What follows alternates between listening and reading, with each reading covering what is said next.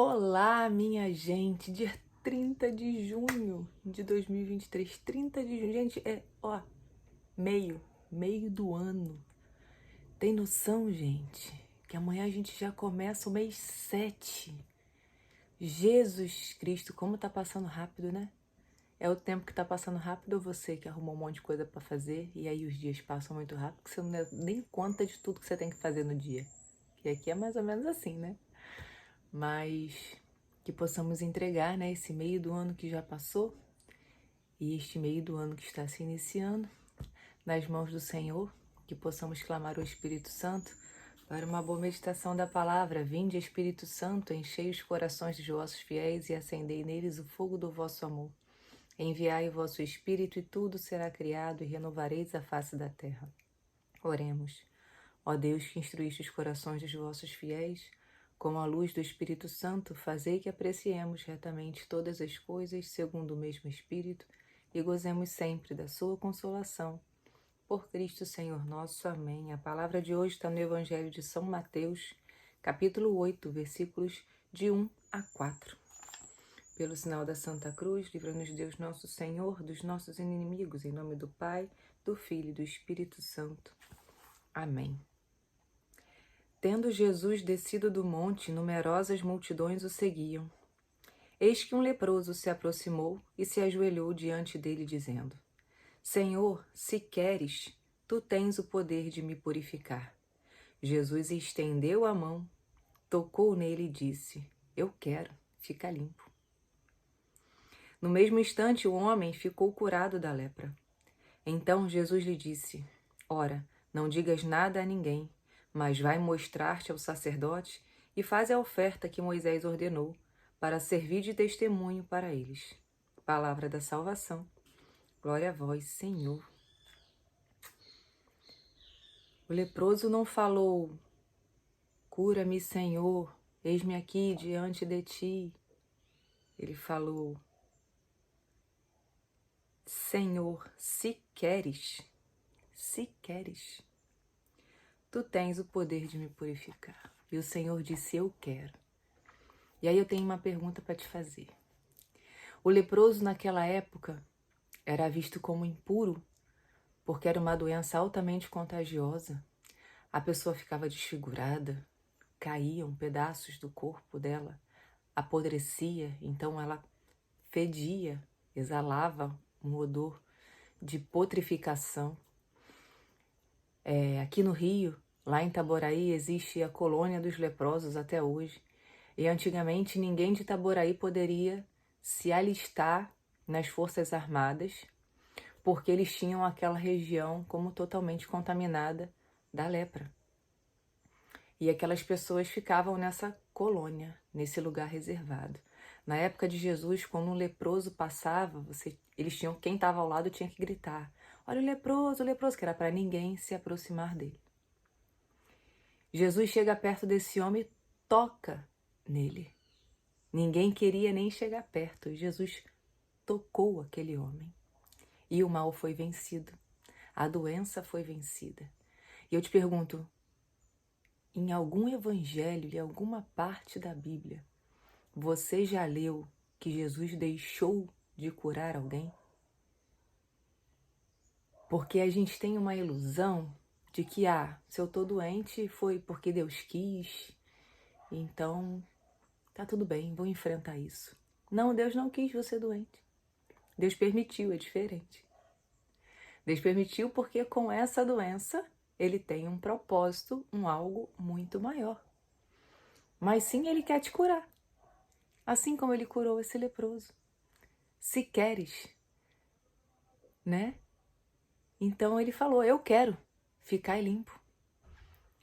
E você vê em todas as passagens, principalmente no Evangelho de Lucas, até porque Lucas era médico, então ele tem uma tendência maior a escrever sobre as curas.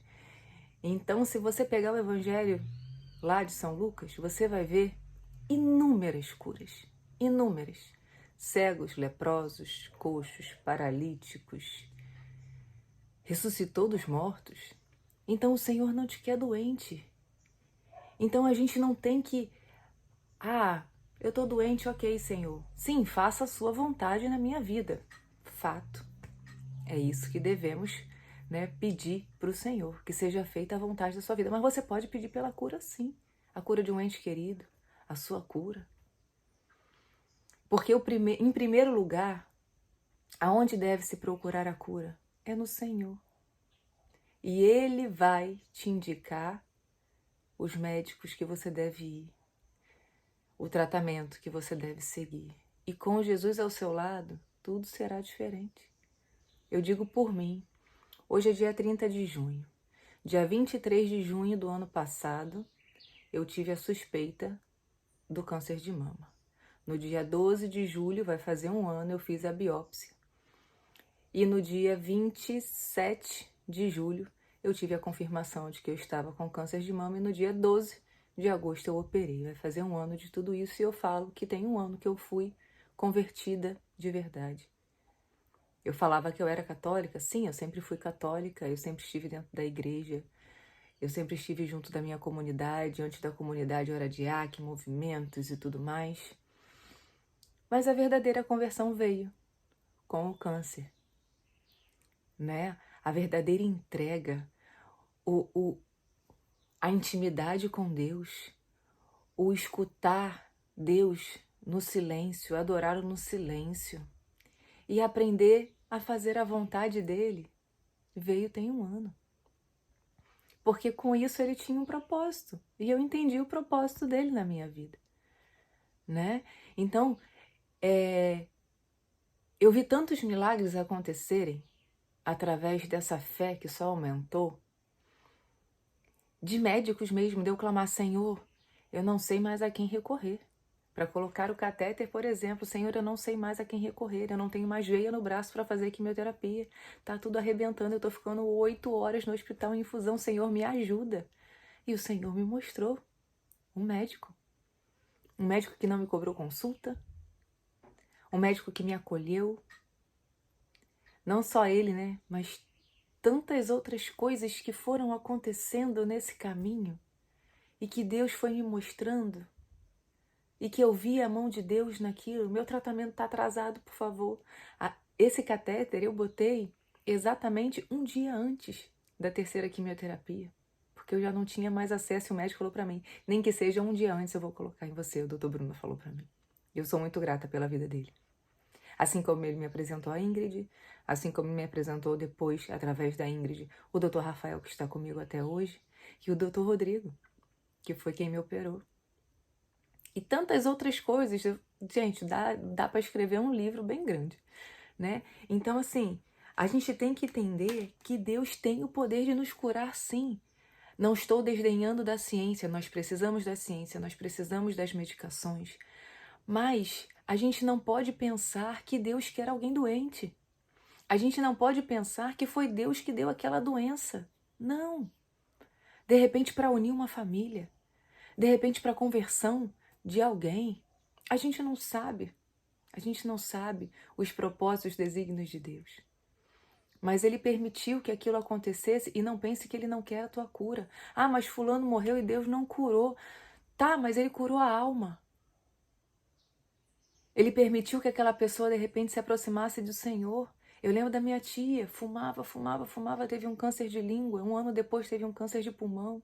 E ela se foi, mas foi através daquele câncer que ela voltou a frequentar a igreja, que ela se confessava, que ela comungava e que ela se aproximou do Senhor, então deu tempo de salvar a alma. E hoje eu oro por todos da minha família, se de repente ainda estão no purgatório, porque o tempo de Deus não é o nosso, para que ela vá para o céu. Mas deu tempo dela se aproximar do Senhor.